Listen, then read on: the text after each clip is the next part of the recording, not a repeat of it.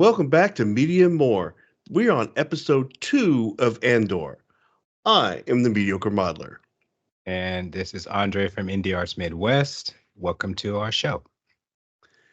Well, I guess we're ready to go. I will say that going into this, I I'm trying to get in the mindset of where I was, or at least remember where I was the first time I saw it. Mm-hmm. So everything we've seen so far, I'm good. I'm like, okay, all right. You give me enough to where I'm like, show me more. Right. So show It's me more. um it's really interesting watching it a second time after just a month.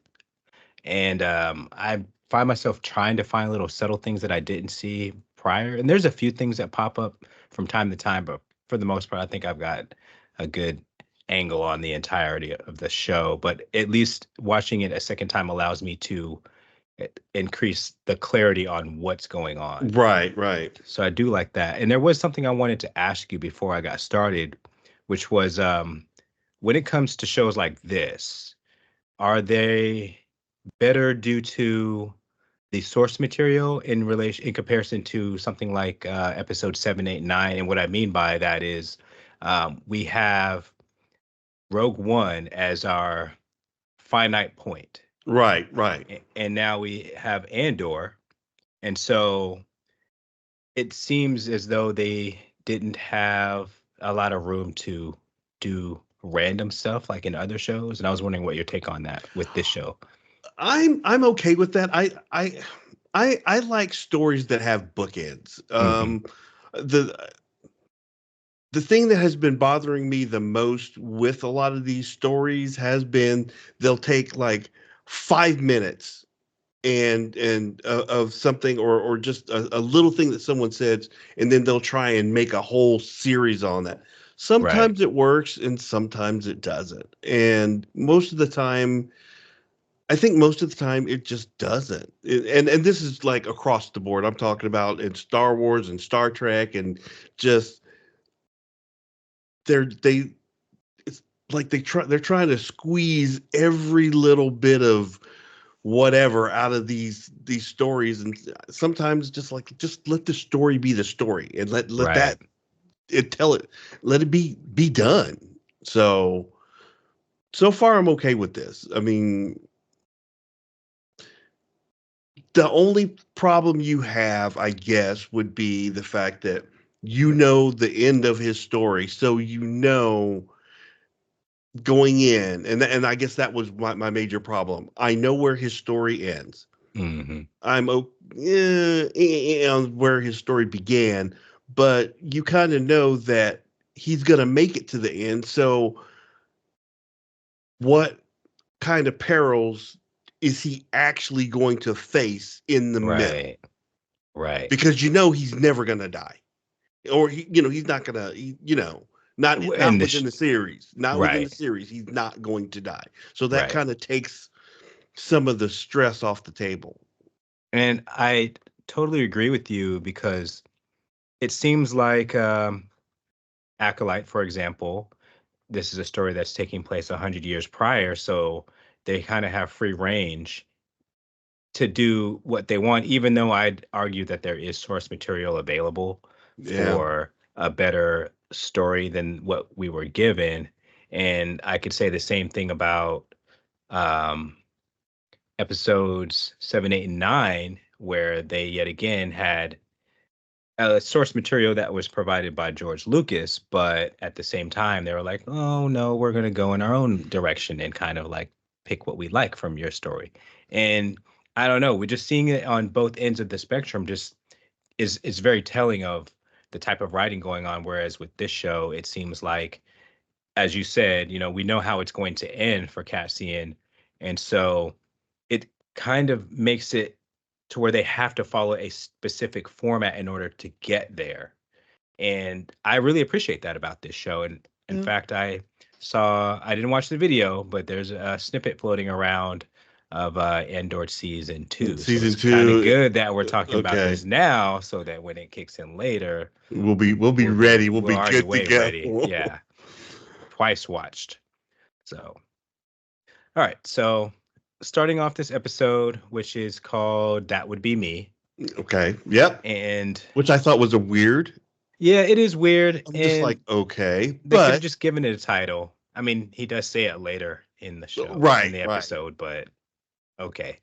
Um, so it starts off with the Canary tribe, and they're headed towards the downshift. And we see Casa trailing behind, and he's kind of like surveying the surroundings because this is all new. Obviously, he hasn't right. gotten a He's chance not to left the venture little off. village. Yeah. Yeah. And that's kind of good. They have a little hierarchy, like, the kids stay here, we go off alone. And I found myself wondering, when would it have been time for him to, because we don't know a whole lot about this tribe. Right. And, what's the coming of age for you to go off with the group? Because he was fairly old.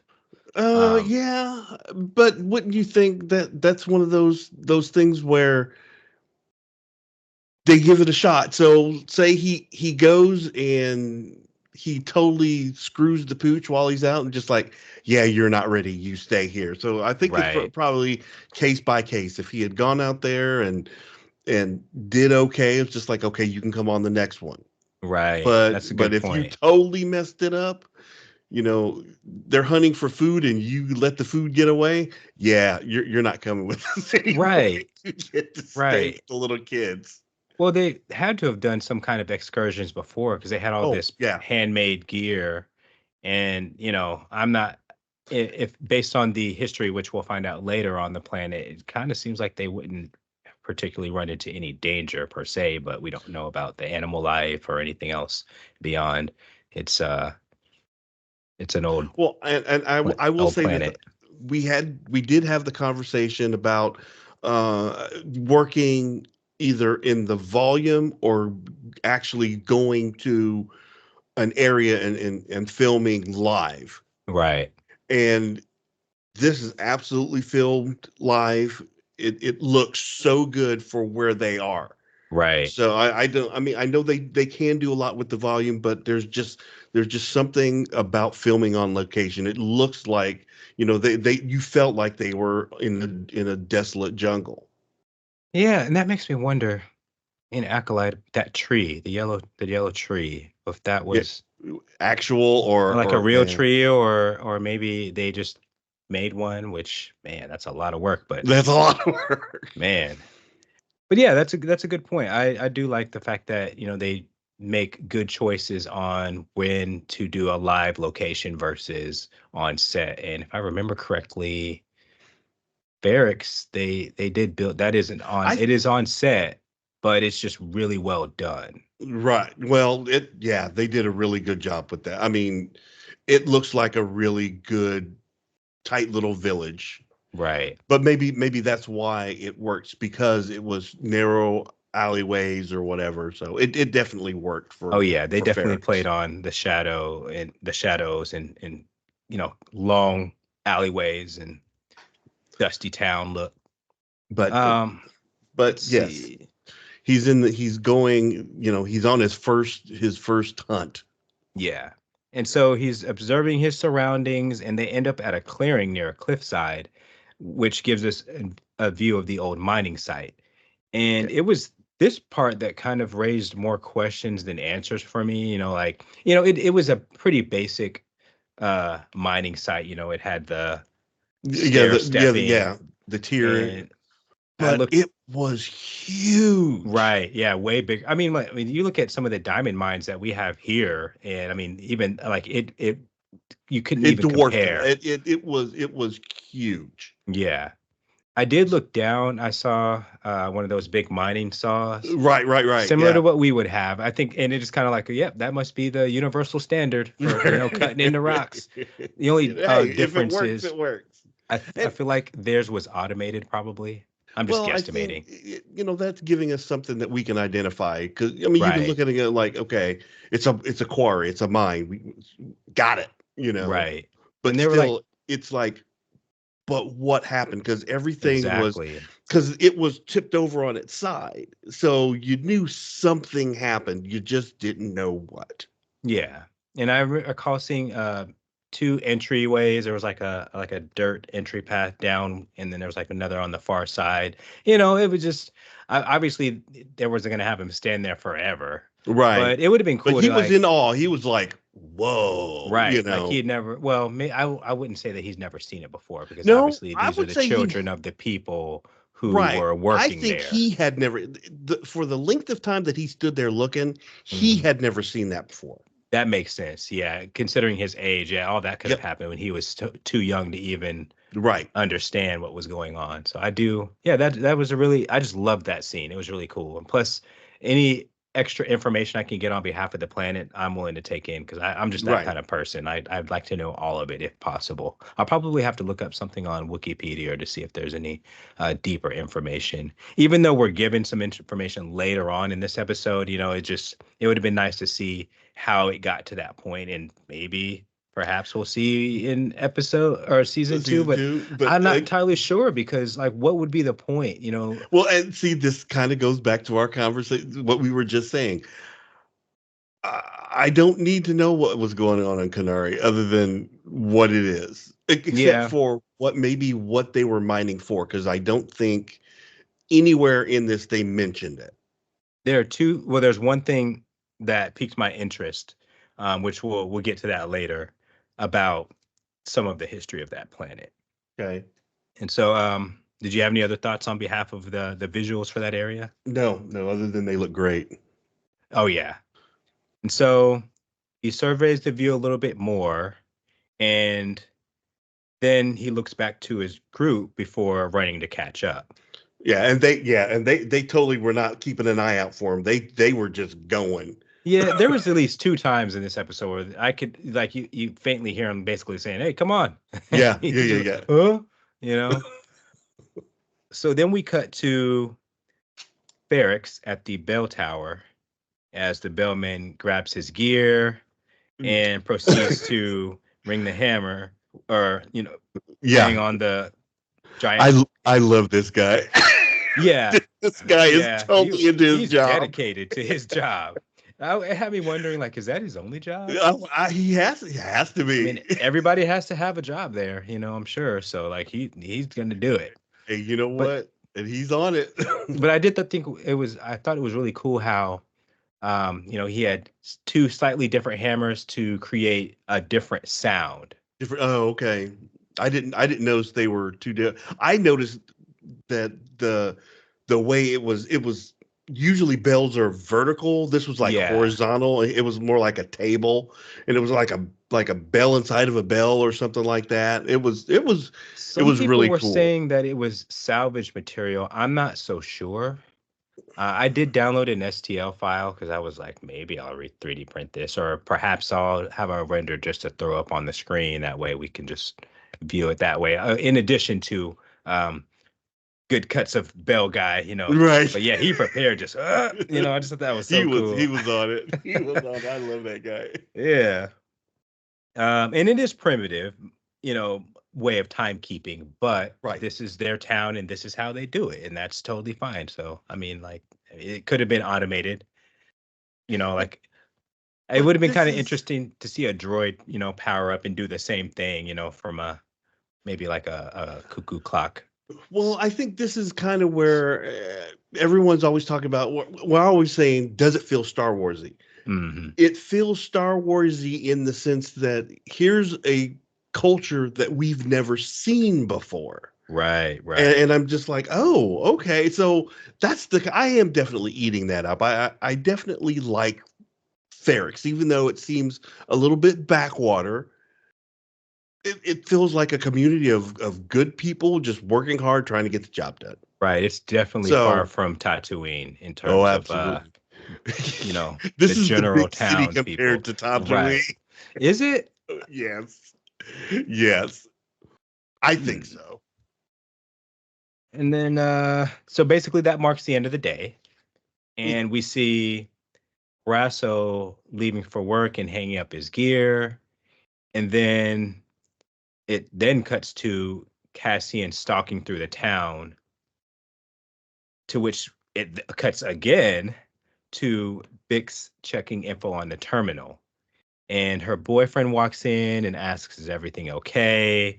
And he tries to come off as like this charming guy, but in reality, yeah, we've realized that This since dude is episode so one, he's insecure. jealous. Yeah, This guy is so insecure. yeah, and and it just seems like she's obviously keeping him at arm's length because he asks, "Hey, you want to go out for dinner tonight?" And she was like, "I thought you said, I thought we agreed on once a week." And he was like, "Well, why not start tonight?" And she turns that down and instead says, "Hey, maybe tomorrow night." And as soon as she leaves, because he says, "Oh, go ahead and I'll lock up," and he checks the terminal to see what she was looking at. And I was just wondering what your thoughts were on behalf of their relationship, as far as like, obviously she's trying to set a tone for what she would like it to be. And then here he is trying to push that. But um, it seems like her past is getting in the way of that, possibly, or I think I don't know. I think he's unnecessarily worried about Cassian, yeah, but I guess it would be too easy for him to just say, "So what's up with you and Cassian?" Just like yeah. It would just it seems like if it would solve a lot of problems if he would just ask the question. right. Um, Kind of gives me the impression that he is someone who doesn't normally get that level of companionship or Yeah, whatever. So he's really trying to protect it or whatever. And it's, I don't know, you can kind of see where he's coming from being kind of the jealous boyfriend, but at the same time, dude, just yeah, ask the question. yeah. He definitely you know. pushes it over the limit really quickly. Oh yeah. And it had me wondering, perhaps he doesn't know a lot about her past. Maybe she's only given him so much information. And so he's seeing how she behaves. And then she sees how she is with Cassian. And, like, okay, it's one realm to be a little jealous of that. But at the same time, um, I mean, she has her secrets for a reason. Right. But in the last episode, she was talking to Castian about previous jobs that they had. So obviously they've been doing that. And I don't Right. know, I'm not sure if obviously it's not well known that they're running, you know, stuff that they've stolen and reselling it or anything like that. And clearly he's not a Yeah, part of he this is scheme. absolutely not a part of it. So And if he knew, okay, that's the question. If he knew, do you think he'd be okay with it? Would he be like, it would definitely take away from the jealousy aspect of it. They probably would have had to write a different angle for, you know, what he proceeds to do later on, yeah, essentially. So I mean, I guess that works. I just it would have been nice to at least get a line from him like, I just want to know more about you. You don't really talk about yourself or your past or anything like that. And she probably say, and these are tropes, she'd probably say something, like, "Oh, yeah, why don't you just appreciate knowing me now?" and blah blah yeah. blah, Just something like trust me. that. Yeah, Right, that kind of, we've heard it before. right. So he sees the notice on behalf of Preox looking for a man from Ferrex, wanted for questioning. And in that moment, I was like, yeah, you look like the type who would snitch. I Right, feel like, right. but I didn't know, because I didn't know he knew about Cassian's past in that way. I don't think it's really been made Uh, clear who all knows right. as of It yet. definitely hasn't because it specifically says Canary Man Hmm. in there, and I don't.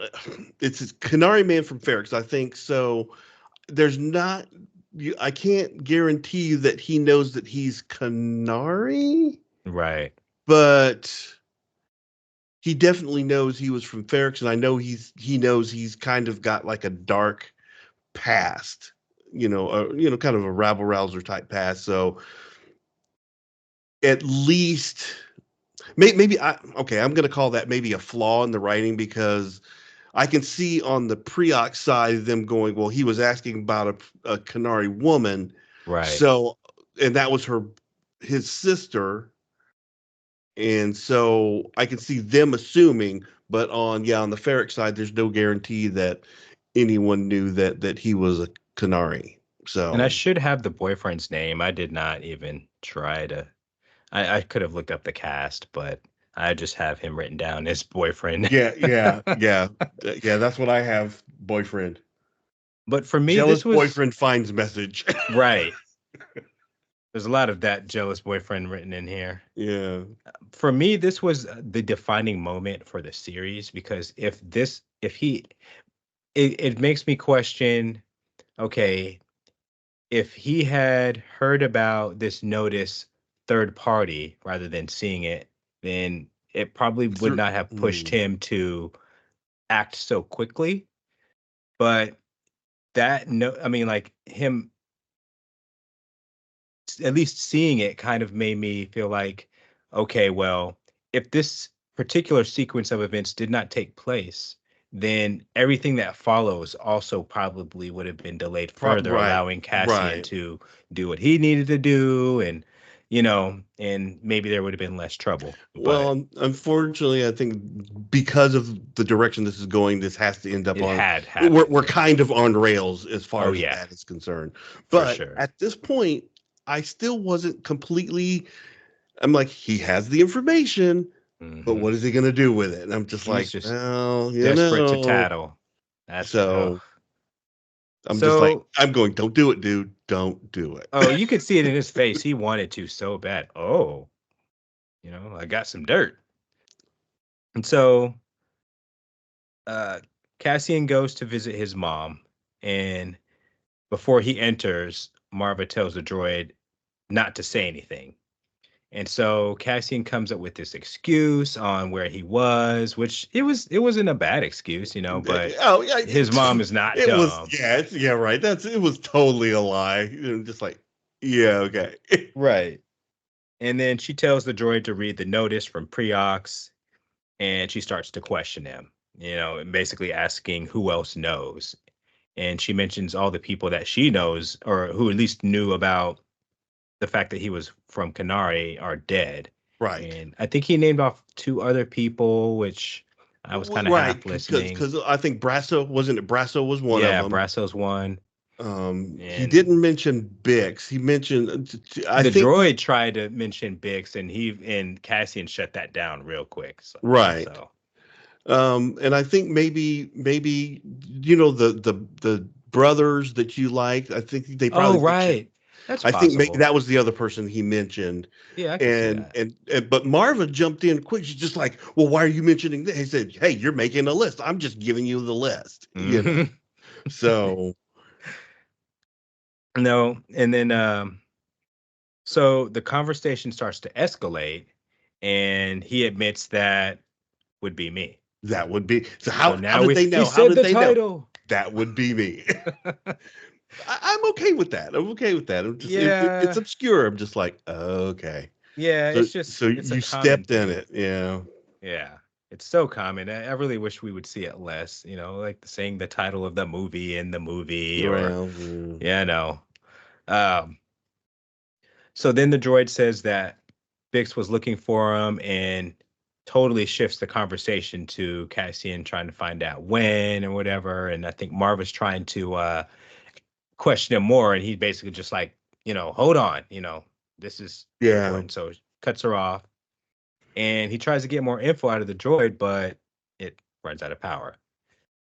And man, I I it's feel something bad that for I can him. appreciate, because of the droid's age, but it's just not something that we're used to seeing because most droids are in fairly pristine condition unless they're like held up in some weird Well, and droid hold right, but area. it looked like he was in his charging spot. I know. I thought I'm about just that like, too. I'm like, dude, I guess you can't charge and talk at the same time.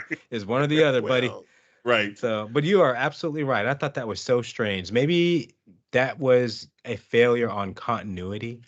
Like if he had been across the room, that'd be one thing. But right. yeah, sitting in the charging area is not, yeah, that don't add up. Yeah. And so Marva asks, "What have you done?" And he replies, "I messed up." And I'm so tired of this trickle truth trope that comes up.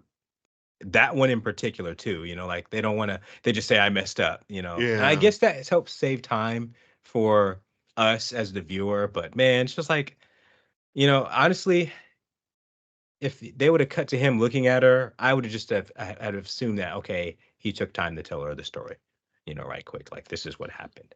But Right. yeah, I don't know, just the I messed up thing, just I've heard it too much. You know That's what? I a kind of minor wish. complaint. I don't think he said it, but I kind of wish he would have said it wasn't my fault, um, or That's a good something, one. especially to her, Yeah, because I mean, doesn't he say that to Bix? he does. He says something similar. Okay. And Okay. so I'm sorry. Go ahead. no, no, no, no, it's good. So we cut to Bix in the bar at a table, and Cassian enters, and he can tell she already knows, and says, "You saw the notice?" And she's like, "What did you do?" Yeah. And so he paraphrases what happened, basically saying they were shaking me down. Yeah. Which they were. Right. And and it got ugly. I said, and that's the truth, like I think that him phrasing it that to Bix versus how he said it to Marva it just translated better. But maybe it's Yeah. because Because Bix she's mom. understands a little more. Yeah, Right. Right. She's mom. He's not going Marva's to do trying this. he's trying to spare her feelings a little bit. Right. So that's a fair way to handle that. And so the conversation quickly moves on to the buyer as he's now trying to make enough money to get away. And he mentions like trying to get over to like the next town or whatever. Right. And he And was so, he was even wanting to. She said, "I'll sell it to you. Just yeah. I just need to get out of here." And she's like, it's too late. He's coming tomorrow. And so, the plan has to move forward. And then we we cut to the boyfriend in another part of the bar spying on them. I just Yeah. just that the creep factor just continues and it doesn't stop because there's still a little bit more on behalf of him. Like he's just an Right. like he's just such an odd he's behaving more like a spy, like an You imperial know, spy kind of character. I think he's just. I think we're getting there's very so early in the relationship that Hmm. he's still trying. I think she's solid. She knows Well, yeah, what for she sure. wants out of the relationship. Yeah, I think she's willing to, for her security and stability, she's willing to be with him. Right. Where again, like I said, he's wanting to be in love, and he's letting his emotions control his fear. Yeah, the first time watching this, I was not expecting the bar spying. I was just like, really, you're just right over there, And like how big is that bar? It it can't can't be be that that big. How big. could you You're not notice right. him? He's So really good at, I guess, following. He made sure he didn't lose her this time. no, no stumbling through a crowd of people or nothing. right. And so she says, "You should go," and Cassian agrees, and so he leaves. Well, okay, so the thing that got I think the thing that pushed the boyfriend was he says Cassian says something to Bix and he puts his hand on hers. And that's when the Yeah, boyfriend was like and so he'd already he been leaves. drinking, Right. But and he he leaves before she brushes the hand off. She's mm, not and again, I don't think Cassian is really trying to do anything with her no, it's just like I know and you, she's definitely not trying to do anything with him, but the boyfriend doesn't stick around long enough to see that. right?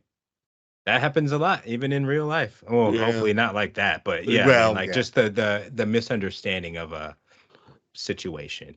Right. So yeah, So he goes off and heads to make the call. And the thing that got me about that particular scene was the alien that was already talking on the phone, as the boyfriend walks up, he like looks over and then he turns a little bit to get, his conversation. You're like, right. dude, nobody can even maybe one could, but nobody can understand you. Right. Well, I kind of thought that, this is maybe my space brain working. There it had kind of a little hood. Mm-hmm. thing, and it's sci-fi because so I thought I'm assuming that little hood gives you like kind of A little bit a of dampening privacy. field. You know, Yeah. there's like some kind of electronic dampening. So when you're on your call, people can't hear you. But that's just my sci-fi brain working. Yeah, that The that the booth kind design kind of reminds me of these phone booths in Fallout 4, which I'll have to send you an image on what that looks like, but the it's right. That's what it reminds me of. okay, but the problem I had is I'm okay. I'm in it. At this point, I'm in it. I'm in the Star Wars universe. Hmm. So he's calling the Empire. He keeps pushing the same button. Boop, boop, boop, boop, boop, boop, boop. I'm just like, there are 5 buttons there. Yeah. Mix it up. Make it look real. Yeah, He just kept that I hitting. didn't notice that. He hit the same button. Like I was like, It's emergency number 111. right, come on, dude. Okay, Yeah, are I you didn't that catch drunk? that. He wasn't so drunk that he couldn't call True. Preox's authority. Oh So yeah, he had that written down on his hand or something, right. just in case you get too drunk and forget. But yeah, what'd you think of that alien's costume? Because that's the second time that we see him. Maybe more, but we do see that alien at the phone in the first episode as we get Oh, a nice view of the town. I just thought his makeup no, looked I pretty think good you know from the what? I front. think they did this. They did really good everywhere on this. Nothing that I have seen so far is unbelievable. I'm really Everything is interested. just like okay. I'd like to see if there even happens to be an answer to this, the volume of practical costumes versus digital. Like I feel like we got to see a little more. Obviously there was a lot of humanoid people Well, on yeah, that's Ferrix, what I'm gonna say. so there's Yeah, that. But the aliens that I did pick out, I just felt like a good chunk of them had practical makeup. It's just nice to see more of that, like that Star Wars originality out of right. costume design. So on Morlana 1, the team is analyzing the data that they found, and they have an image come up through hologram just as Cyril is entering, and he comes in just in time to see it. And like, there's a few shots of him just, you could just see the excitement in his face. Like, I Yes, got this guy. We're totally going to go track him down. And then they also bring in the hostess to confirm the hologram of right, Cassian. So right. that's twice now in two different shows where they'll bring you in. They don't care. I mean, light speed, like real Right. convenient. Oh, yeah, I forgot Be gone for about a couple of hours, or just, it just seems like something that they could have just, I don't know, maybe like they could have even done like a video call, or something. Hey, is yeah, that the but guy? No, we need you in. the intimidation factor is Oh, for bringing sure. bringing the people in. And that's what's interesting about this corporate security. Authority. Yeah, corporate authority. There we go. And that they really do feel like they have this level of control over all these, and it's just, it's very empire-esque to some degree, and I there's another point that I do like about Linus, which is Yeah. where Linus he Mosk. speaks more. Yeah, he speaks on Sergeant that a little. Linus Mosk. I liked that guy. I really did. I think he was a good Oh, he's I a good can't wait till we character. get to there. I can't wait. So then we cut to the boyfriend at home, and his doorbell rings, and he asks who it is. It is Bix, who basically says, is it too late? And so she comes over to visit, and they spend the night together. And we cut to the next day. The next day, um, oh, I guess now we get to Linus because we don't Well, get to okay, cut to that so yet. when she shows up, uh I you could tell that he wasn't expecting her to show up. And Mm-hmm. so kind of on his face, I couldn't read it if it was guilt or regret. Probably a little. You know, Yeah, I but could see you could just regret. see just okay, she showed up here. Uh-oh, did I really mess up? But you could just see Mm-hmm. you could see just a little bit of both on his face, so but she's there with you, dude. Yeah. So He already did, and he's already laid his bed in terms of going to tell the pre-ox people. Yeah, So you can't take it back. yeah, You're done. What's I done do is like that. done. Guilt, is probably high on that list for sure. And so back on Morlana 1, Cyril meets with Sergeant Linus, and Linus Mosk. and I like the fact that he had already briefed on the way. Well, So he I thought that came in was, yeah, hot. he is efficient. Yeah, He he really did. came He's in super hot. efficient. And then Cyril basically briefs them on their next move.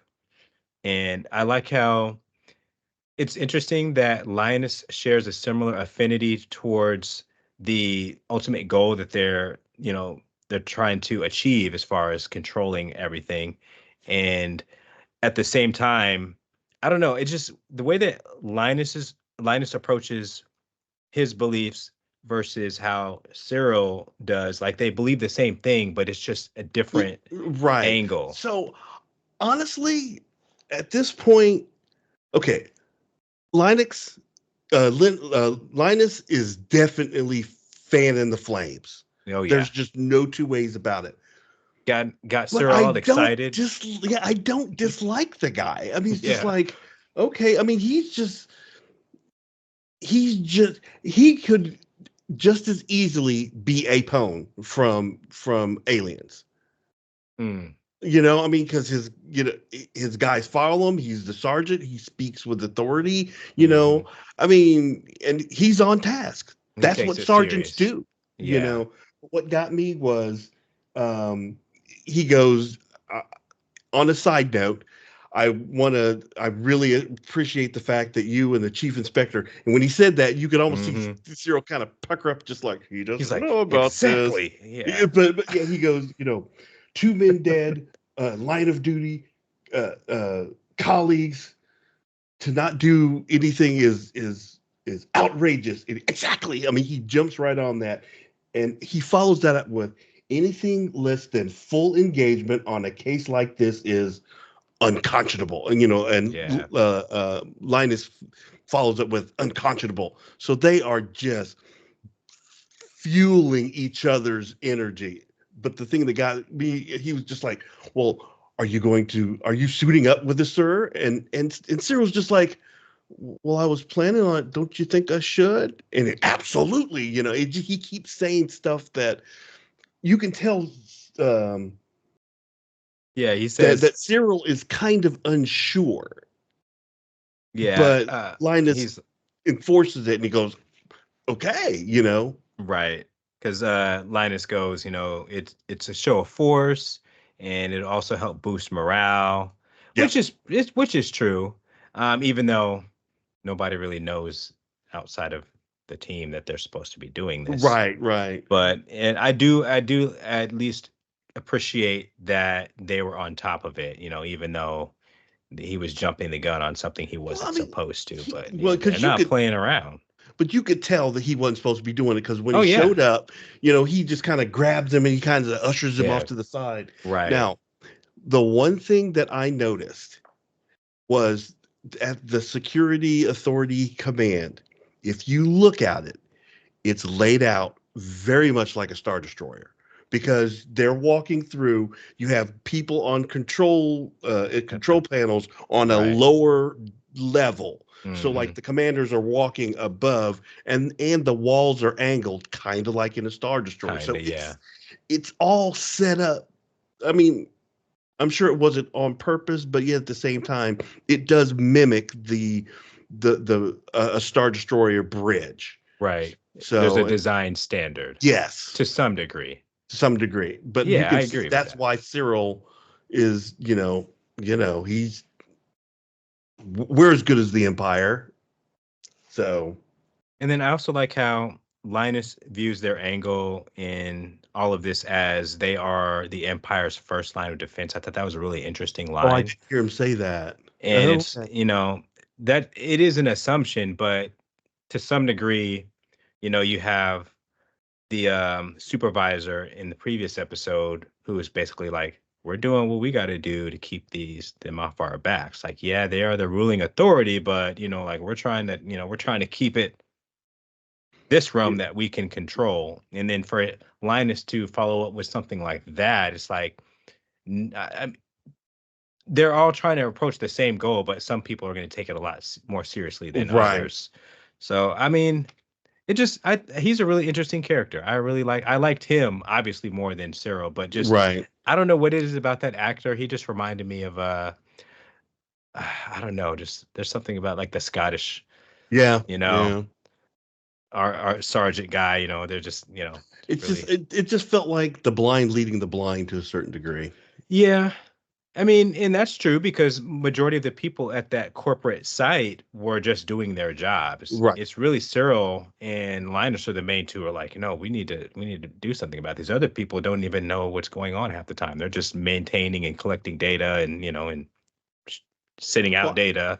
I found it interesting that when he got up there, he was just like, "We have to apprehend this dangerous fugitive. Suspect. Yeah. He's on the move." Just like, I mean, he is running at this, but he's not thinking about you, dude. Like, Right. but So we cut back to Ferrex and we see Marva contemplating something, which probably the sequence of events. Maybe she's thinking about the past, and then it changes to Cassian in the old ship getting the device to sell. The one thing I found interesting about that is like he bangs on like, this little shelf, a very specific sequence. I'm yes, like, was that coded? I, Is it just that you figured this out, from random knocks into it. Yeah, I just thought it was really odd that. that he yeah, I did too. It seems like if anybody just came and banged on it, it wouldn't open, and somehow Yeah, he got it set up to where it's specifically hidden there for a reason. not that that can't be done, because I know in our universe how that could work, Right. but you're not expecting them to explain it, but just to see that firsthand, I just think a couple of boom boom knocks that would have been fine. We didn't need a sequenced knock in order for him to acquire it. I just think that was just a little extra, Yeah. but I can look past it. It's not a big deal. Um, just a bit odd to me. And then we flash back to Kanari as the tribe approaches the downed ship. And the leader basically says in their own language, I'll go up ahead and take a look. You all keep watch, but stay hidden and be ready. Hmm. And she slowly approaches. And in the background, we see the wreckage and it's emitting a yellow smoke gas. And she then, after taking a few more steps, signals for them to move up. And so ah, it I just found I couldn't tell if the wreckage, when at least initially watching this show, if the toxic gas was coming from the ship or the planet. So it's kind of hard to tell. Well, okay. My assumption was that it was coming from the ship because they had respirators on trying to block it, Hmm. and the guys that were down, their skin was that same yellowy color. So Yeah. at least that's just the way I assumed it. The only other thing it could possibly be is maybe what they were carrying, Yeah. and That's that what was had me leaking thinking. out. I mean, it's got it. 'Cause I didn't get the impression it was coming from the planet, or why would the kids be unaffected by it? Hmm. So, Which we'll get to that later because there's another point where it talks about the history of the planet, and then that gives more room to ponder on that one, okay. that particular part of it. And so we then see the buyer who arrives at Ferrex in the Hallcraft. That's the name of the ship. I actually downloaded a model of that. I really like that ship. I don't know why. I just think it's cool in the wing It's shape. different. It's Yeah. it's definitely different. And the computer on board is also complementary to the ship as well because, it can calculate things like, the best place to land and, it tells him like little information on how far he's going to have to walk. And I just think that's really cool. Like there are plenty of shows that have, or plenty of ships that do have an onboard computer, but I just think this one was really It had some. sophisticated in its own Okay. way. Yeah. I really liked it. And I think it had like the little ball shape with the three red eyes. I just thought that was Yeah. kind of You know, that comes I up quite wasn't a bit. I wasn't paying that much attention. It might have. It's just that's just part of my sci-fi brain. It's Hmm. just, oh, I'm in this You're universe. just That glazing happens. over it. Yeah. Yeah, It, right. it happens. I'm like, okay. So he lands in a small crater and heads to a train station, or I guess a Uh, space bus lift, station, lift, or whatever. Yeah. right? Towards Ferrex. And then we cut back to the bell guy basically doing the morning call. And he was on He's it. like a rooster. He was on it. Well, he got his. Right. Got stretch. And so this is the part that I was about to jump to earlier, Okay. but Bix wakes up to the boyfriend watching her sleep. And she's like, "What are you doing?" Couldn't sleep. Right. And then she asks if he can open the shop because she has a few errands to run. And what there's something else about that scene that I found odd. Oh, and then she's like, You doing okay?" And he's like, "Oh yeah, just tired." Just like, well, if you weren't, I guess Watching me up sleep. up watching me sleep, filled with guilt, but Right. also glad that you did it. I don't know. I know his expressions were Yeah, all over the place in he's that kind of, scene. there's a lot of conflict going on there. Oh yeah, very deceptive for sure. Again, Um, I guilt or regret. yeah, and I don't know, a sense of, I went up, and I got one up on this guy. Like if he's out of here, then you and me Yeah, can right, thrive. right. So, ugh, I don't like that guy, and I just think he's a bit of a snake. But like just dial it back, guy. Like he already got her. It's not necessarily a small town, but it's everybody knows everybody. So I Right, don't know. It's not like right. she's the only pretty girl in the town. I'm pretty sure there are Well, others. even if she was, I'm just like, you got her. Right. Or she chose you out of Right. all Because apparently all she's this. known Cassian for, I think they've both known him for a long time. So if Hmm. anything were going to happen, it seemed like it woulda, shoulda at this Yeah. point. Or it did But and I fizzled get the out and it's impression, nothing. right? I just get the impression it never did. If they ever had anything, it was all professional. It was never physical. Right. But I maybe could see that. since they whatever they were doing is clandestine, other people wouldn't. All you see them is talking in hushed tones, leaned over Hmm. towards each other, and you could misinterpret what that is. But Yeah, and job they've done previous jobs, who knows what entanglements that could have created, just from heightened emotion and blah blah blah. Um so as the at the old ship, Cassian is getting ready and prepping the comms, and so we see the droid basically asking, why do we need comms, and he's testing them and basically pressuring Cassian a little more, like, hey, you could take me with you.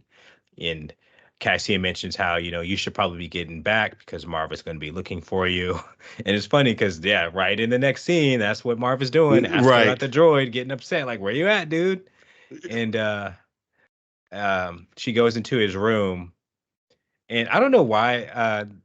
This is just a side note, but I don't know why I was expecting, like, man, there might be some figurines on the little shelf over there, because he grew up on that planet, right, and we do mull over some of his things, but she focuses on the staff, and right. as But soon as I saw that, okay, but in lieu of the figurines, you saw the bantha. No, it wasn't a bad. Yeah, the creature that the Tuscan Raiders ride in A New Hope. oh, There was like a stuffed one, like right there sitting oh, on his right, couch. So in yeah, lieu of action figures, you had that. That was right. our, hey, look, see, that It's was. still, I'm like, yeah, it's totally Star Wars. right, but yes, no. So she had the staff. She goes to the staff, which leads us into another Flashback to flashback. yeah, I could at that point you can kind of feel the Yeah. flashbacks coming, and then that's not a complaint. It's just I've just seen so many movies and shows where sometimes you just you feel it like you just feel it coming up. This, I think, with the amount of information that we're getting, I think the flow is right. Oh yes, It's okay. I totally agree. And so on Canary, the leader approaches a fallen crew member and pokes him with their staff a little bit. He kind of moves a little, not alive, but he just she shifts because she pokes him, and then we see that his skin is yellow, and then she approaches another fallen crew member, pokes him too, and then he falls out of like this little entry that he was hanging out of, and we see his face a little bit, and he is also yellow. Obviously, they'd been poisoned by whatever the Right. gas was, though even though the first guy had his mask on, obviously there was some kind of seepage that got to him, so Right. it didn't do its job very well. And Or he she breathed too much of it before he got it on. right, actually that's yes, I like that better. He probably tried and failed before it could to do its job. And so she's looking around in confusion, like, what's going on with these two dead yellow guys? And the previous crew member with the mask on starts to get up, and you kind of see the kids, the tribe is noticing this. I don't understand. Like, maybe they haven't came across a lot of living people over this long period of time, and so they just didn't react quick enough. But man, like, I don't know. That's what it seemed like the moment, to start Somebody should have attacking. said duck. Well, Yeah, or okay. something. I And mean, even he hadn't done anything yet to make them concerned, other right. than they should have said, somebody should have said, "Hey, turn around," you know, something, and nobody said anything. But we cut to this wide shot of him getting up, and you could already see the gun in his right hand, like, and he just gets up and instantly fires. And that's just one thing I didn't particularly understand. Me Like, neither.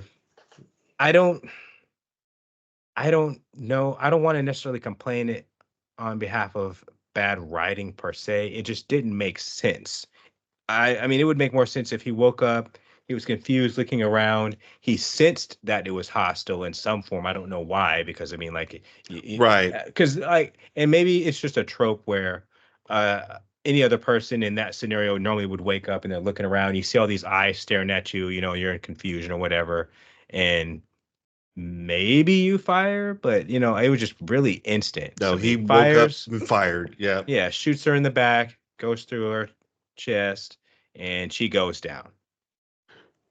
And So up until now, all of these kids have these same staffs, and mm-hmm. she was holding it. She was walking like this. So that made me think of Ray's staff um, the other that one, The Force Awakens. Episode 7, yeah. Yeah. So, but then I'm going, staff or blowgun? I was thinking, it just, for some reason, I was just like, well, it could be a blowgun. I don't know. Well, we find out. Oh yeah.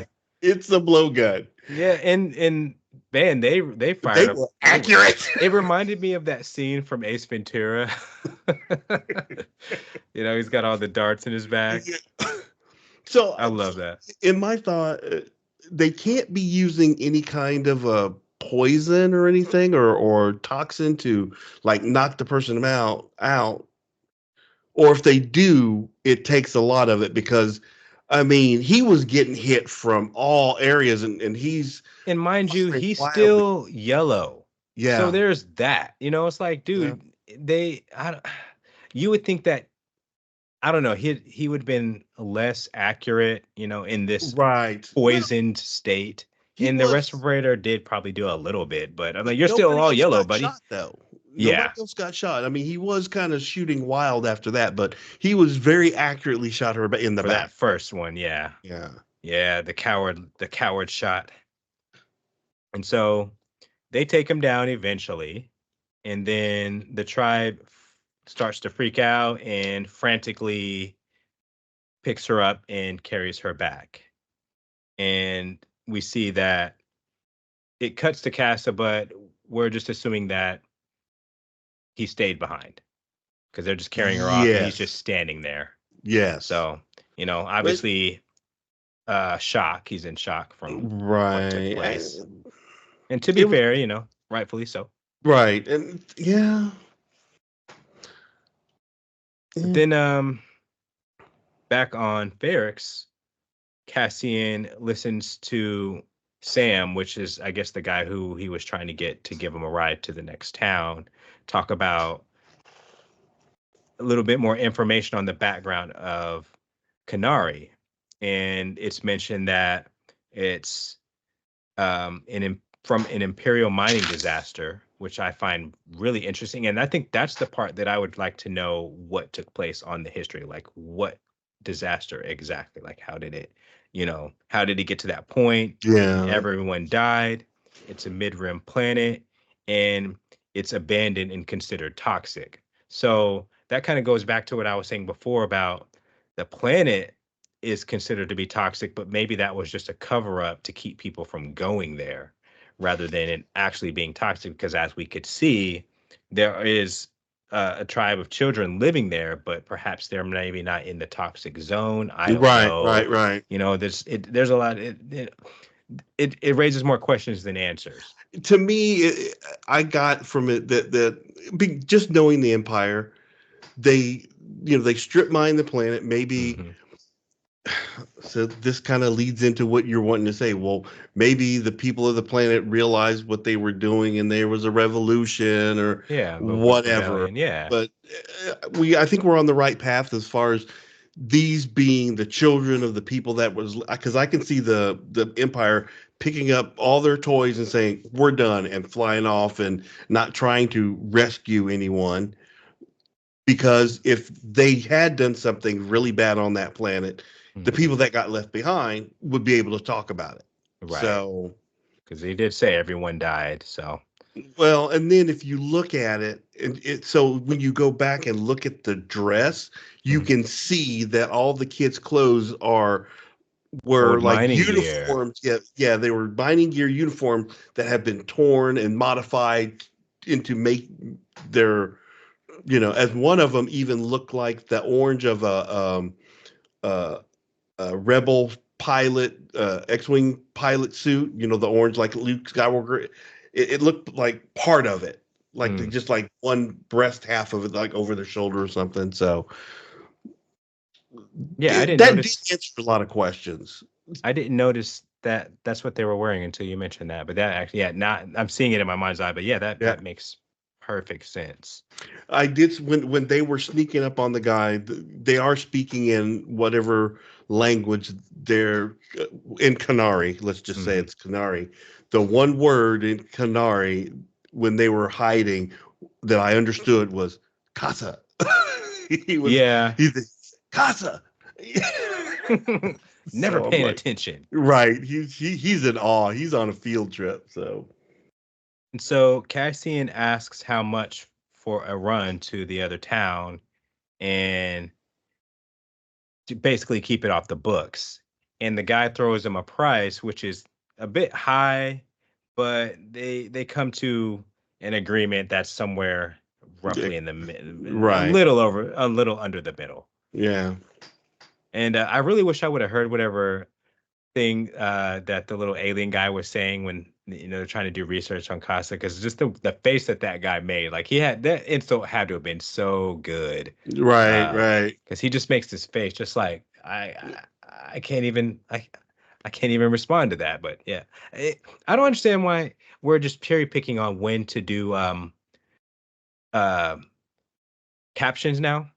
We Like just, in many other shows or movies, we get a little caption at the bottom as to what's being said, and it just seems like in this show we're just like it's all just up for interpretation. In that particular situation with the little alien versus, it's one thing for the Canary kids to, speak a language we don't know, and we can I just kind of figure it out. I'm okay with that. As long as they're being consistent. Yeah, Don't do it in one scene and not in another.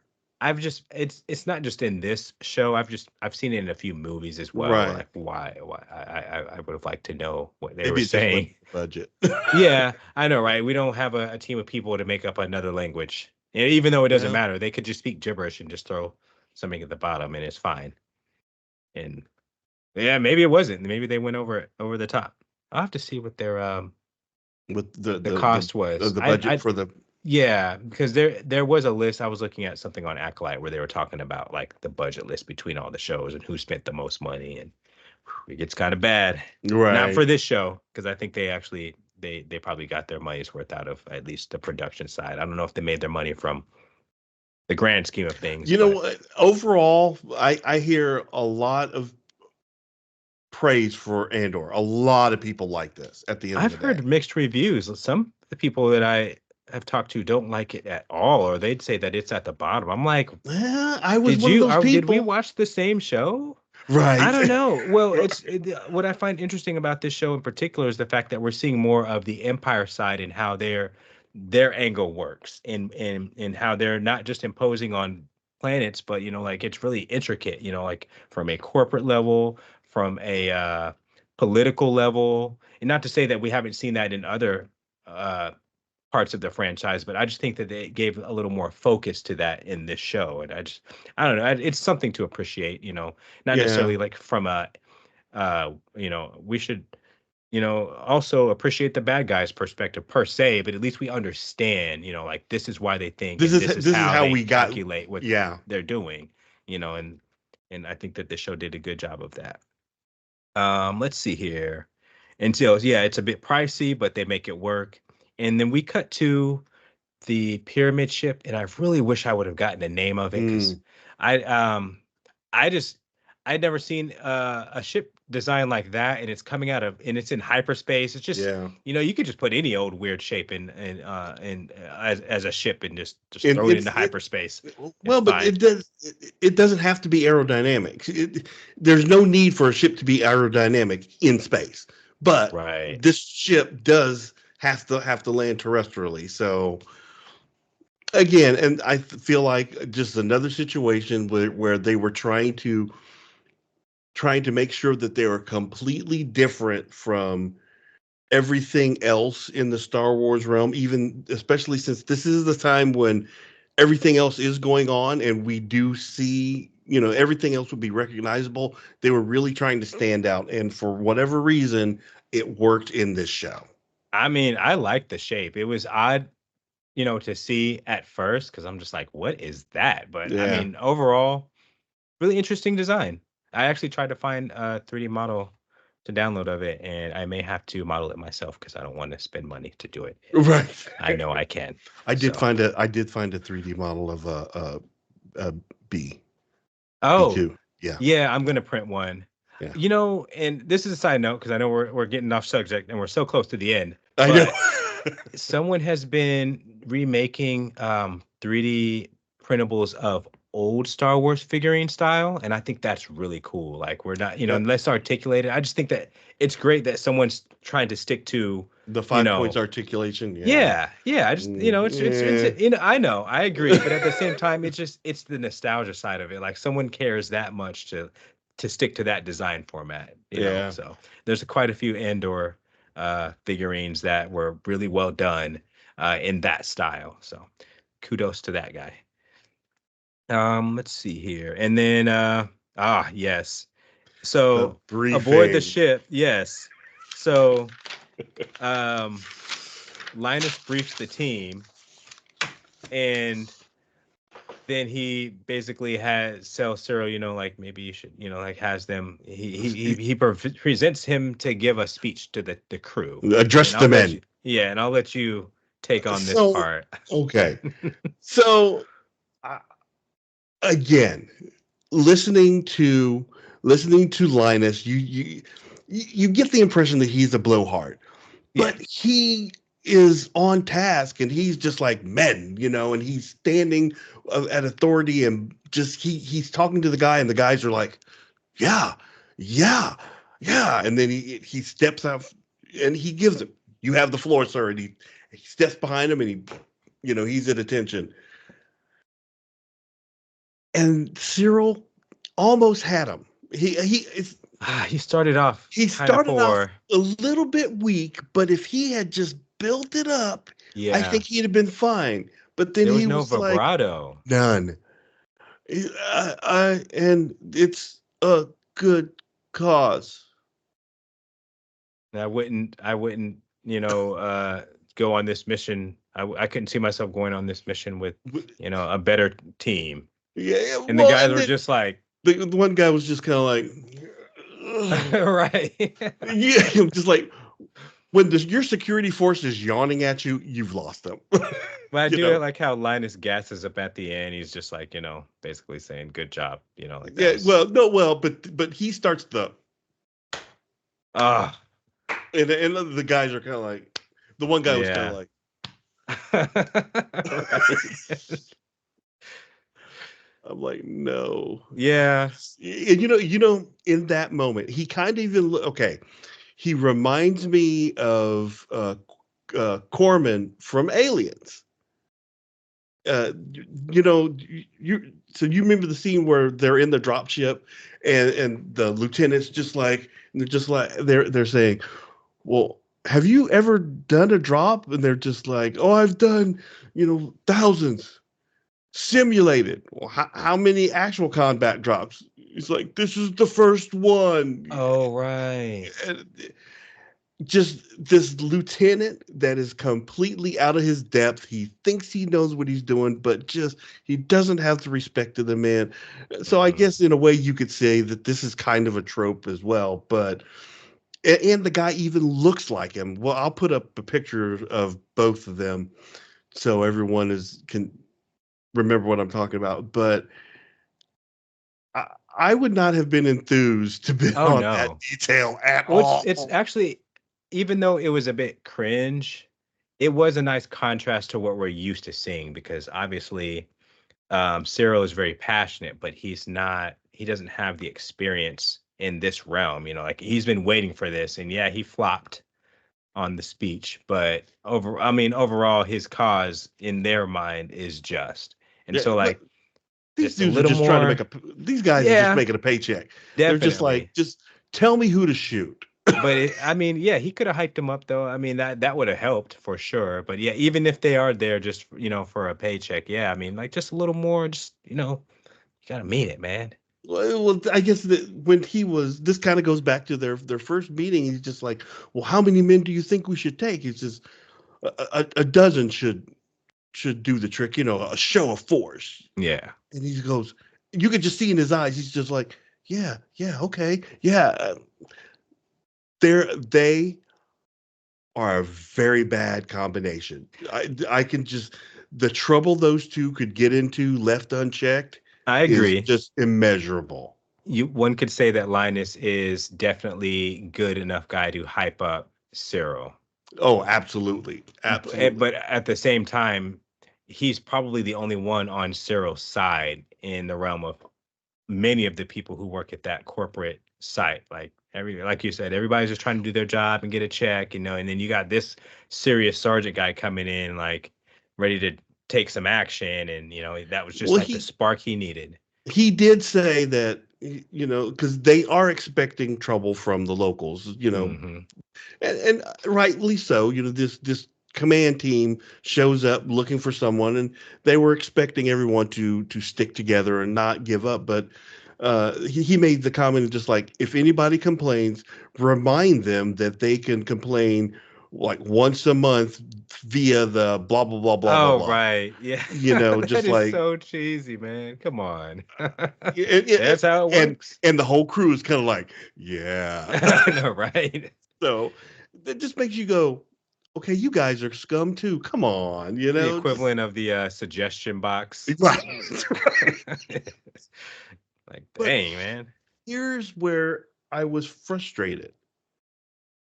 That was the last scene. That was the end of the episode. Whoa, second to last. Because there's like Oh, one more where because the buyer's riding the space bus oh, the space. into Yeah, town, and he goes through that forced conversation with the other guy, the and other we just sales guy, yeah, we the guy basically that just assumes. learn the business side of dealing with Ferrex, where basically they have to pay to get in, but it's a Yeah. free trade area that they're so it's kind of worth it. And so, and I think the guy goes, that we should be charging them. It's like, dude, this isn't even your planet. If Right. no, no, no. But I do like the fact that the buyer was just kind of like, why are you talking to me? Right. I just want to look out the window. And I think maybe it's an image that maybe used in the previous episode because I wasn't really focusing on too much continuity with that, but we get the wide shot of Ferrex, at least from the various small building. It's just like a bunch of small buildings just Yeah, just culminating lumped in right one in. Yeah. zone. Yeah. So I mean it was a nice angle though, a nice little slow pass. And then we see Cassian cut through the work zone, and then that's when the episode Okay. officially So and gets the end credit. again, what does Cassian do? Everybody else is working. I don't know. I'm like, He's and just a everyone's hustler. okay with him doing whatever he's doing, Hmm. but it doesn't seem to be productive to what's happening on Ferrex. It seems like outside of this, I would like to think he was probably doing odd jobs, like just around, but that doesn't always mean they were good jobs, Right, right, like legitimate jobs. So maybe it's that, like one of those guys who always happens to have credits, but no one really knows what he does to get them. right. But they're also dealing with his nonsense at the same time. But yeah, you make a good point. Yeah, he doesn't really have a job there. He's just Yeah. kind of He around he and he he doesn't gets have a boss things. to answer to. He's just Yeah. no one's missing him. He's not punching a clock anywhere. He's He just does kind borrow of money. he He, does. he does He borrow money does. from people, so there's that. He's really good at that. I think the old salesman that talking to our the buyer whose Hmm. name is Luthen. Hmm. He he's just kind of chit chatting with well you know what they say, and Luthen's just like, what do they say? Well, if you can't find it here, then what was it? If you can't find it here, then you don't need it. Yeah. And I'm just like, so that kind of gives you a different perspective of Ferrex. It gives you, Hmm. it made me feel like there's a lot more going on there than what you actually see. And it, Right. with when you see them coming through, it looks like a giant shipyard Oh yeah. where they're They're tearing that's everything they're down. Yep. tearing. Yeah, that's what they do. They tear down pieces, and I'm assuming they sell them. Obviously, Cassian can tear apart a ship and rebuild it to Yeah. make it fly and then make it come back and look like a hunk of junk. So Well, yeah, because there's some concept art where it shows some Star Destroyers, I think, or maybe they were named something differently from the Clone Wars era, where they're breaking down some of the bigger ships, but they're on their yeah. side. There's like three of them in the background, but I think that's concept art. I don't know if we've actually seen a full view of structures to that degree. Well, maybe one much much later on. Um, but yeah, I just think yeah, I mean they're just stripping down anything that I guess the Empire sends their way, and then that's one way I See, guess okay, Cassian and Bix make their I money. don't. But see, okay, I don't think it's imperial. I think that's all civilian. Well, under I did corporate. not. Yeah, under corporate, but I didn't see nothing in there looked like it was. Usually, when it's like imperial, you would see like a bunch of uh, TIE fighters or something. Because it wasn't there a scene in The Ahsoka. Mandalorian when Bill Burr's character when they went and got him because they needed him to help do something, and he was on a planet tearing stuff down, and they were cutting up parts of TIE fighters or something. There were pieces that were identifiable. Whereas Hmm. here, they're showing the shipyard. You can tell they're in a shipyard, It's just junkyard, but yeah, there's giant nothing scrap. recognizable there. Yeah, like in Ahsoka. Except, yeah, well, except I think we were looking at one picture and I got excited because there was a ship in the close foreground that looked like the front end of a snow speeder, but it had Mm, something on the back end of it, and right. I was all excited about that. But anyway, mediocre modeler. Right. But So, yeah, even in Ahsoka, that ship, the shipyard where she encounters whoever that uh, opposing right. Sith person was, there was a lot of identifiable ships on that particular planet where they were basically doing the same thing. But yeah, you're right. I don't recall anything recognizable, at least on my first run. Maybe on the second run, I'll try to look a little harder and see if there's anything that I can pick up as an Easter egg that I didn't catch before. Yeah. So I think when it was done, Hmm. going back to the whole mindset of how did I feel the first time I watched this, I was frustrated because I feel like nothing happened. Yeah. Because nothing really, I usually expect one good battle or something, but that's based on like if there's like a Jedi or some kind of, or the Mandalorians or something like that, I expect at least one decent fight per episode. Like, oh, Hmm. all the money went to that fight and then nothing else happened. We did get a lot of information, but it still kind of feels like nothing happened. Yeah.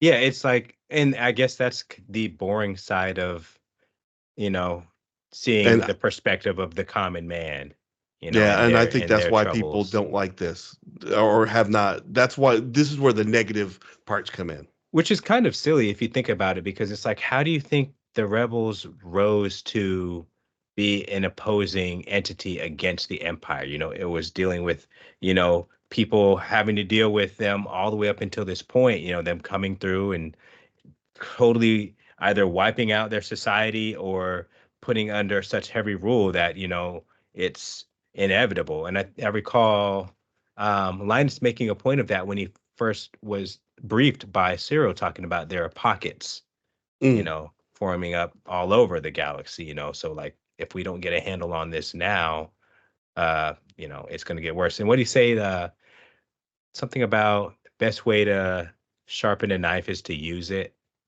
Oh, so yeah, it It's was a it little. It was kind of hard to hear through his accent a little bit. I mean, Yeah. you got little bits and pieces. I'm just like, okay, got it. Yeah. I get your point. Moving But on. yeah, I mean, I think that it's an underrated show, and it definitely serves more of a purpose than other shows that we talked about recently. I will say this is one of those where we were having the conversation about binge versus weekly. Mhm. This is a better binge show Uh-huh. because you I can agree. watch episode two and go, nothing happened, and go immediately into episode three. Yes. And Where when I had to wait a week, I was not happy. yeah, I think the Acolyte could have just been, they were trying something different. They were trying to get us back into that. And I do agree because I watched this show over the course of like 2-ish days, something like that, maybe 3. But yeah, I think it was about 2 days where I knocked out like 1 through 6, no problem. And Right. then I watched the additional 6 the next day. And man, there are some benefits to binging because it's like, you're just like, I don't have anything else going on, just Right, right, right. go on ahead and knock this out. And man, I feel like it's the score of the show that also helped me just to get really excited about the next, and I will say that at least with this show, it grows more tense with each episode. Like Okay. to a certain viewpoint, you're just like, what more could happen? Like, how is it going to end? Like it just keeps getting not necessarily well, worse to some degree, but like the climax was totally on point with this show versus the Acolyte. Right. Well, I will say definitely you did feel like from episode one to episode two Hmm. that the pace had quickened because you just the way that Cassian was moving around within everywhere he was going, he was, even when he was talking to Marva, he was moving fast and he was just like, but just and he spoke to her in harsh terms, he was just going from boom, boom, boom, boom. And so the pace is starting to quicken. Right. And I'm not sure if I would have caught that the first time I watched it. We'll get to this particular episode later, but there's one where you can tell They just needed him to be away for a little bit. And for me, after watching it all build up, I'm like, why? Like Mm, this is episode like it was like I don't know, like it was like 5 or either 6? um like 8 to 12. There's one of the Oh, episodes with the leading okay. up to the end where you're just like, why are we slowing it down? Like we don't Yeah. between like two episodes, I think it was, where we're just it just, I just didn't understand, but it served its purpose. So I look forward to talking about that particular part later when we get there. Okay. Well, I guess we can call it here, Yeah. if unless you have anything else. Nope. I think I've picked this one apart pretty well. Okay. No more meat on that bone. Okay. Well, hey, we would like to hear from you. So please, if you have a comment, if you think we're completely off base on anything, we want to hear from you. Yes. Comment So, below, like, subscribe. We would love to hear from you. and so for Media More, this has been episode 2 of Andor. And what was the title again? That That would would be be me. me. All right. And we'll see you next time. See ya.